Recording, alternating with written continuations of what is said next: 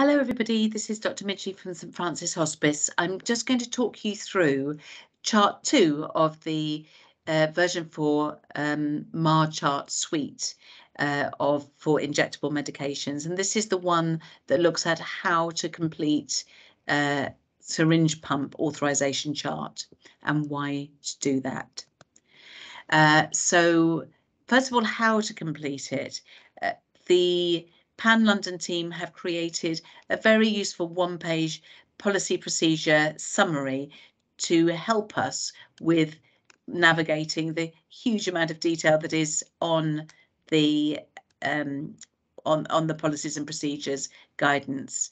On the left-hand side of the page, the one that I've zoomed in on, there are some important notes for authorisers. So just to take you through some key points. First of all, there are resources to help you with what to prescribe. They've put some shortcuts into there, and we've also got a separate clip on resources to help prescribers. In terms of authorization, there are some governance things to really get right. One of them is, instead of when you're writing a range, writing a dash, your range should say from X to Y, TOY, because a dash has been in the past mistaken for a dot and led to drug errors. When you're writing the range, notice that I've put milligram to milligram, being very clear that you write the dose in terms of quantity, milligrams, not just the number. This is especially important when the MAAR chart is handwritten. It's much more difficult to read. Any dose which is less than 1 milligram must be written in micrograms, not 0 point something. And the word microgram needs to be written in full. And there's a couple of examples there, alfentanil and glycopyrronium. Those are probably the key points on the key guidance. I'll move on to the chart itself. So why prescribe a syringe pump? Well, the commonest scenarios are persistent nausea and vomiting. The patient can't manage oral medication. They need something all the time to reduce their tendency for vomiting. The second commonest scenario is frailty, weakness, somnolence, being in the last few days of life when the person is not awake and alert enough to manage their oral medication, but they need continuing symptom control to ensure comfort in those last few days. Other scenarios are difficulty in swallowing, oral medication not being absorbed, if they're frequently needing subcut PRNs, which are more effective than oral PRMs. And finally, although we don't encourage heavy use of anticipatory syringe charts, there will be situations when the patient is on the edge of not being able to manage their regular oral medication anymore, at which point authorising a syringe pump authorisation chart in anticipation of needing it very soon is really useful. The top bit of the chart is very similar to chart 1 for those of you who listened to that clip, but just to quickly go through, do remember that if you're using more than one syringe pump, you need more than one syringe pump chart, and you'd have to write that this is chart 1 of 2, for example. It's really important to make sure that you mark if the patient already is on, for example, a fentanyl or a butans patch, because it does alter the overall amount of opioid the patient's on. Please tick and complete this part of the chart. You've got to fill in your name and your GMC, etc. number on this right-hand side. Please write allergies, including non-drug allergies, and if you know what they do to the patient, please write the reaction, for example, rash, and sign and date. You write in what patch is in use, if there is a patch, and write the dose. On the left-hand side of the chart, please write palliative care team contact details. I've supplied the ones in Outer East London, but wherever you are, please try and include this number, because the administrator of the syringe pump needs to know who to call for advice and support if they're struggling. In terms of what to write on the chart, I'll enlarge it in a minute, but you complete the analgesic transdermal patch bit, as said before. Please write a range for your syringe pump, but it has to be a safe range. I'll enlarge that in a minute. And then don't forget the diluent. So many people forget to write a diluent. It's really important that you write a diluent. If you're not sure what to authorise, do ring your local palliative care team for advice and support. There are also some references you can refer to, not only the one in the key points guide that Pan London have supplied, but also through other sources, which we'll talk about in another clip. And there is particular guidance for people who have renal failure.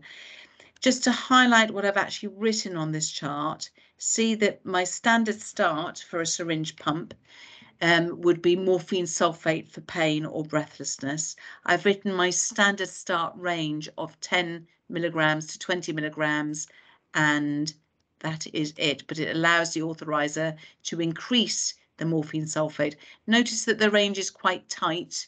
We don't want to have the range too liberal, because if the range is too wide, really the patient's needing more and more and more strong doses, the whole symptom control needs to be relooked at to make sure they're on the right drug.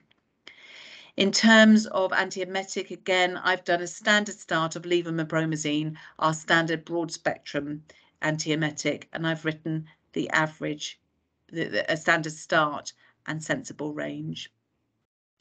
For midazolam, midazolam is our go-to for agitation and distress, or anticipated agitation and distress. And I've written here, again, a standard safe range, which isn't too wild. It's reasonably tight, but it's liberal enough for the district nurse to be able to increase the dose when they're in the house, if and as needed. And finally, anti-secretory. This is the standard one of use in this area, and I've written the standard start and standard range. If you're prescribing, if you're authorising a syringe pump and the patient is currently needing the pump for breathlessness, for example, and nausea, but they're not distressed and they don't have respiratory tract secretions, supply the drug by prescription, authorise the drug onto the MAAR's chart, but write if needed, so that the district nurse knows they don't have to do it, but if they need it, it's there and they can introduce it. And I said about renal failure, if the patient is known to have poor renal function or you know their EGFR, but most commonly it's about your past medical history, our safe start is alfentanil because it isn't renally excreted. And I've written a sensible start and a sensible range. And finally, don't spill onto page 2. If you're going to go onto page 2 because you've run out of room, you'll lose all the demographics on page 2 and it won't be usable. Please write a separate chart 2 of 2.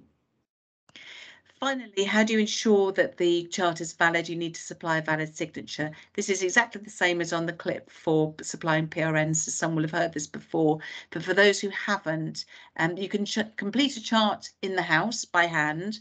And what you have to do then is, as well as supplying your name in capitals and your GMC, NMC or GPHC number, you need to sign your signature against the top right of the chart and against the drug. You give the chart completed to the patient and that is it. You've supplied a valid authorization chart. If you're writing a chart in your surgery and you are going to wet sign, you're going to need to print out the completed chart and then sign it with your wet signature and then scan it in and email it from your own secure validated email, e.g. nhs.net, not from your surgery or district nurse generic address. Has to be from your own account. You can email it to a number of people or to a generic account, but you have to send it from a personal account. Please CC in your practice or your district nurse base, because if there is a mistake, the recipient needs speedy correction and you might be gone. So they need to be able to do a reply to all to say, help, this is slightly wrong, it needs to be amended, otherwise it can't be used.